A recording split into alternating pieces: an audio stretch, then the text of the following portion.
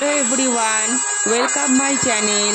শুরু করছি আজকে একটি নতুন ভিডিও, তাও আবার দমদমে ঘটে যাওয়া মর্মান্তিক দুর্ঘটনা।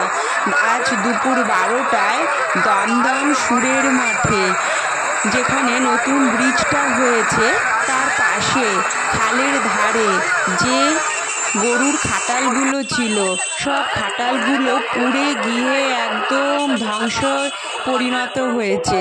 সেখানে আজকে 37খানা গরু মারা গেছে। এছাড়া আরও অন্যান্য ক্ষয়ক্ষতি হয়েছে। আশেপাশে যে পুরনো বস্তিগুলো ছিল সেগুলো সব পুড়ে একদম ছাই হয়ে গেছে। ঘরের মধ্যে অনেক সিলিন্ডার ছিল, সেগুলো সেকেন্ডের মধ্যে বাস্ট হয়ে আগুন আরও চারিদিকে ছড়িয়ে পড়ে। ফলে অনেক তাড়াতাড়ি আগুন চারিদিকে ছড়িয়ে যায়। 5খানা দমকল সেখানে উপস্থিত হয়েছে, তবুও আগুন নেভাতে অনেক দেরি হয়েছে।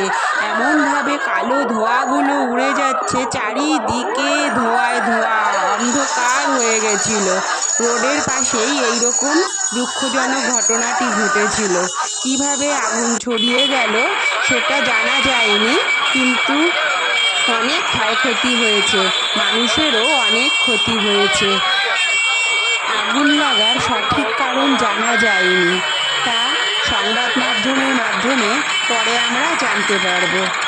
Tata, bye, thank you.